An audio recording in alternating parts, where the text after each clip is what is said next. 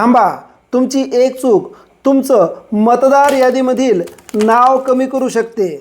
तुमच्याकडे BLOने असा हा EF फॉर्म दिला असेल. या EF फॉर्मला हलक्यात अजिबात घेऊ नका, कारण हा EF फॉर्म तुमचे नाव मतदार यादीमध्ये कंटिन्यू ठेवण्यासाठी भरणे आवश्यक आहे आणि हा फॉर्म अचूक भरून देणे तितकंच आवश्यक आहे.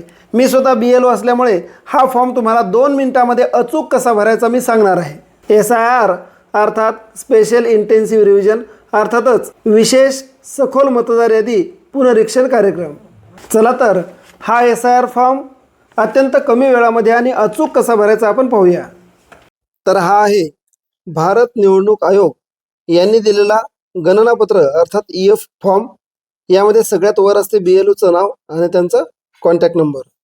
त्यानंतर खाली आल्याच्यानंतर मतदाराचे नाव, त्याच्यानंतर मतदाराचा ओळखपत्र क्रमांक, पत्ता आणि जिल्हा आणि राज्य, अनुक्रमांक, दुसऱ्या बाजूला अनुक्रमांक, यादी भाग क्रमांक, कोणत्या यादी भाग क्रमांकामध्ये आहे तो, विधानसभा लोकसभा मतदारसंघाचे नाव आणि राज्य.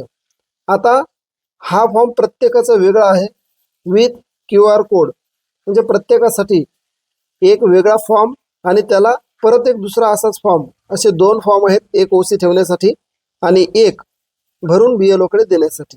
त्यानंतर बाजूलाच आहे मागील तुमचा फोटो यादीमधील आणि सध्याचा जो लेटेस्ट तुम्ही काढलेला आहे तो फोटो हा 2 कान दिसतील असा असावा, अर्थात एकदम ऑफिशियल फोटो चिपकवायचा आहे. त्यानंतर त्याच्या खाली आल्याच्यानंतर मागील SIRच्या मतदार यादीमधील मतदाराचा तपशील. आता इथे भाग 1, भाग 2 आणि भाग 3 मी आधीच केलेले आहेत तुम्हाला लक्ष देण्यासाठी.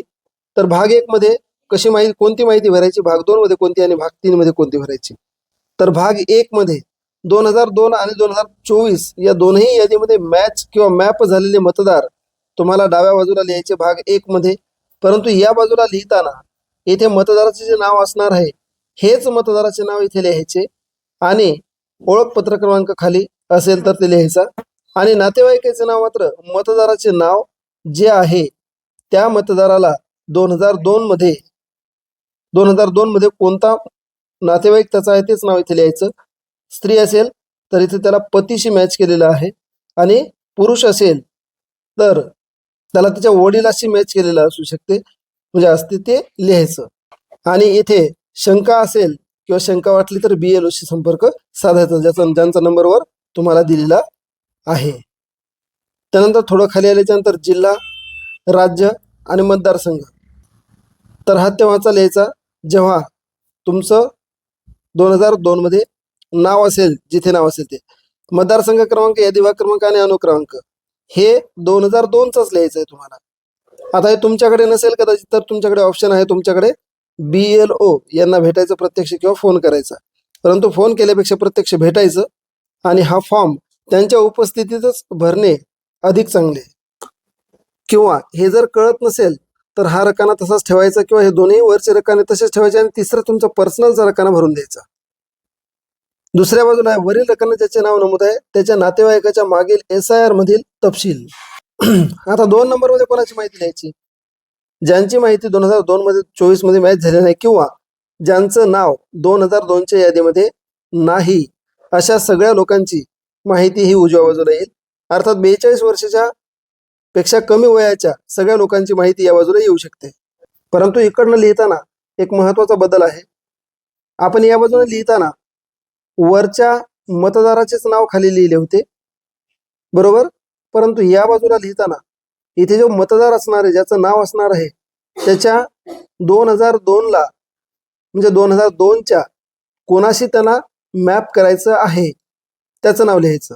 अर्थात इथे जर मुलगा असेल तर त्याला वडिलाशी किंवा आईशी किंवा आजोबाशी किंवा आजीशी मॅप करायचं आहे, त्यांचं नाव इथे लिहायचं. खाली मतदार ओळखपत्र क्रमांक असल्यास लिहायचा.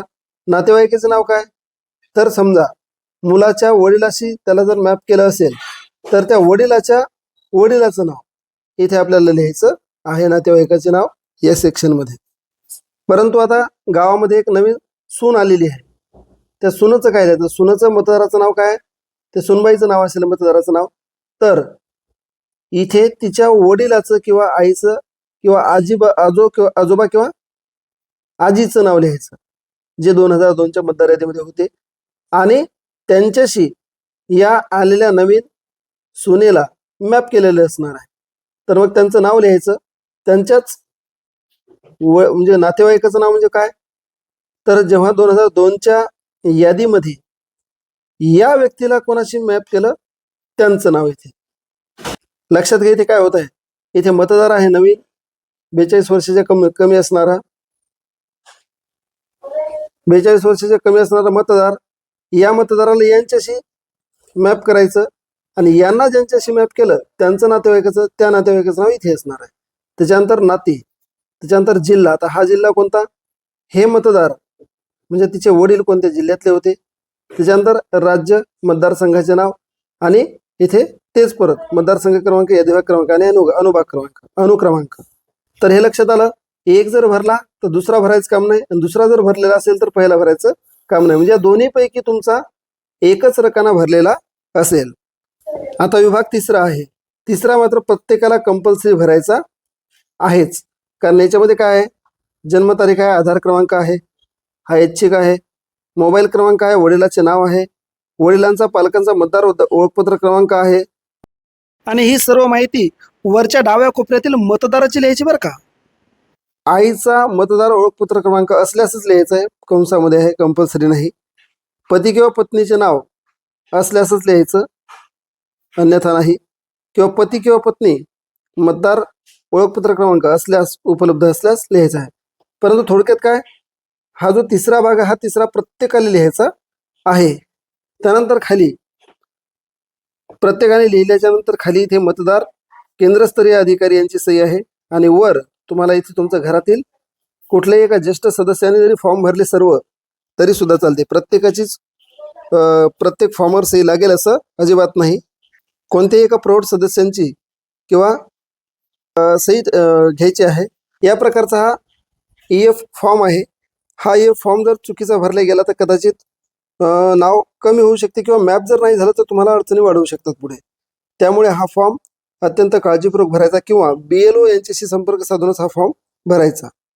आपल्याला या व्यतिरिक्त काही शंका असतील तर आपण कॉमेंट करून मला ते विचारू शकता. मी तुम्हाला कॉमेंटचं उत्तर नक्की देईल. व्हिडिओ आवडला असेल तर लाईक करा.